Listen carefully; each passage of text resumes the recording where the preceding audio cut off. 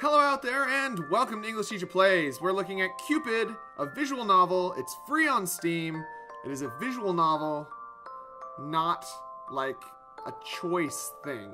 So we're going to be looking at some words and talking about it. Now, before this came up, there was a mature filter thing. It said it was PG-17+. That means that I'm going to age restrict this thing, and you're going to have to watch it then. Which I'm guessing means that there's some sexy time in there. But let's go ahead and get started. I love you. Playing as an adult. Because I turned the mature filter off. I'm an adult. I love you too, I guess. I love you. I like the sound design so far. There's no need to explain. It's only natural. A mother loves her daughter more than anything else in the world. He hates you, doesn't he? The whole lot of them despise you, don't they? Chasing you into the forest and gouging a hole in your leg. Ooh. All because you smiled at their husbands. And you know what? You deserve it. You freak! You disgusting, horrible, filthy little girl! Didn't I tell you to stay away from them? You never listen. Serves you right for being the little slut you are. Okay, wow. Yep. But you don't have to worry, my darling. Wow, this is some passive-aggressive stuff going on here. It's alright. Or aggressive and then passive. Even if the whole world wishes you dead, I promise you this. Your mother will always be by your side. My goodness, child. Whatever has happened to you? Right? Oh, here we go. Here's some images. A girl was slumped in the doorway, soaked by the rain. Oh, no. I like that there's some camera movement and stuff. This is cool. Her legs were covered in dirt and blood. She lifted her head upon hearing the priest's voice and stared at him with blank eyes. We've got the church music going. This is good. I like it. Bless me, Father, for I have sinned. She hobbled forwards, her bloodied leg giving way. Automatically, the priest rushed forward to steady her. Years of spiritual training had prepared him for the most unexpected guest to his church. He sprung into action. Boing! He ushered her to a pew, brought out some clean cloth and antiseptic, and began to bandage the wound on her leg. Yet throughout all this, he found that he couldn't take his eyes off her. He would be gazing at the roll of bandages in his hand, deciding how to tie them. And then out of nowhere, he would be staring into her eyes. That's weird. Even with all the mud and grime smeared across her face, he couldn't deny that she was absolutely beautiful. How old was she? 20? 18? 16? Her face was so young. The priest had long since aged past his desire for the opposite sex. Man, I really hope that never happens for me. I quite like the opposite sex. But somehow, something about her enraptured him. When he realized his own thoughts, he quickly steered his mind towards other matters. So he was attracted to her. So he's this really old dude, super attracted to this girl who he's not sure if he is past the age of consent. My child, what happened to you? She seemed to take all the time in the world before responding. He looked at me. He looked at me and he touched me. And then he started to kiss me. At first the priest didn't understand. Then he realized with a jolt of anger what she meant. It was happening more and more often nowadays. The young men of France these days were spirited, uncontrollable ruffians. A lady walking home by herself one night would be prey to a few number of them. Lust. One of the 7 deadly sins. The one that the priest personally despised the most. Well, wasn't he just lusting? Furrowing his brow in sorrow, the priest laid a hand on her thigh. You are safe now, child. God's house is a sanctuary for the faithful.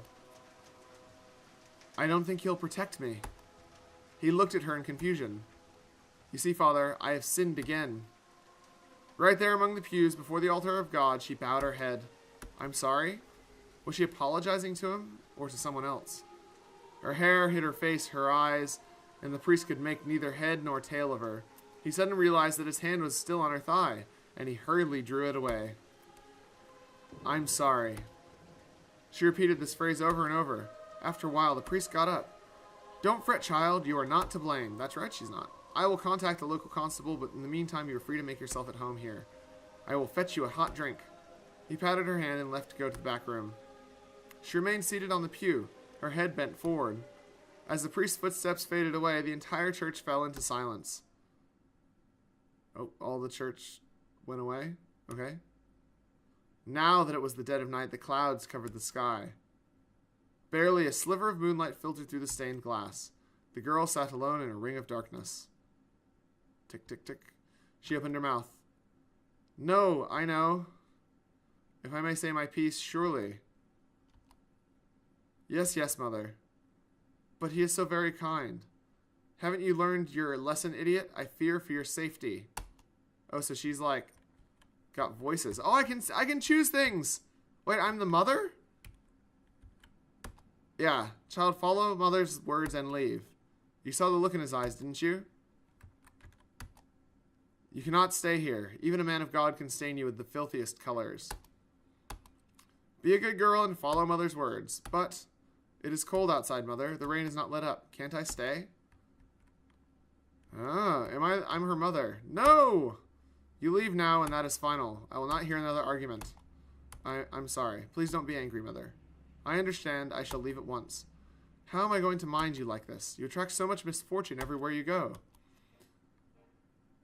My poor child. My stupid little girl. Terrible. Always a blight, aren't you? Whatever will you do without me? I'm sorry, mother.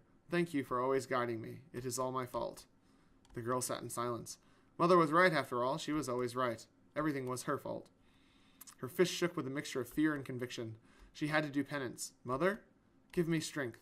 There's something I wish to do. The girl rose from the pew. In front of her was the altar, and on top of the altar was an ornately decorated cross. It was as wide as her head, and the tip of the cross had been crafted in such a way that it was razor sharp. Wow. She left the pew, knelt briefly, and then walked over to the altar. Don't tell me. You're quite sure you're doing this? The girl's arm trembled ever so slightly. What other way is there for me to atone? She picked up the cross.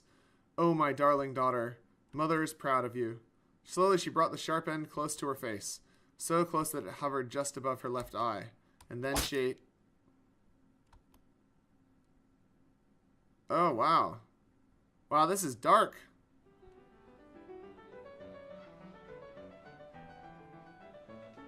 Right, now we've got some more music. Okay, well, that's the opening to this Cupid visual novel. I won't do too much more on it. This is good. This is good. There's even choices and stuff. There's art. I mean, it doesn't look like it's plastered on. Everything looks kind of cohesive. There's some sound effects. There's music. Solid. Good job. If you're watching this, developers.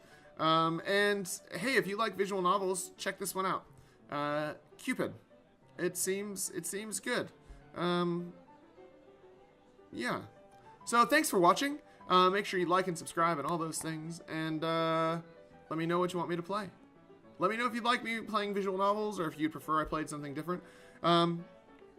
Anything at all. Anything. I respond to most comments. Yeah, I like to chat. So let me know. Thanks for watching, and class dismissed.